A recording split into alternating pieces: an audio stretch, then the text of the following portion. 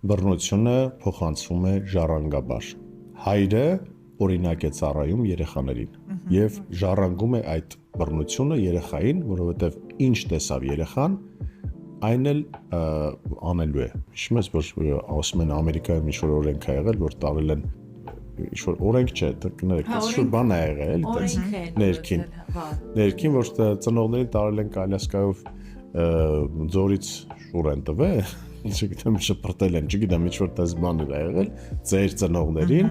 ոնց որ ինչ-որ մեկը ծնողին տանում է, հետևից տղան գալիս է, ասում է, պապա, այդ կալյասկեն չգցես, ասում է, ինչի, ասում է, որ ես էլ քեզ հետո գցեմ։ Հետևաբար մենք պետք է ամեն ինչ անենք, որ ճիշտ օրինակ լինենք մեր երեխաների համար, որովհետև իրենք դա պատճենելու են իրենց կյանքի վրա։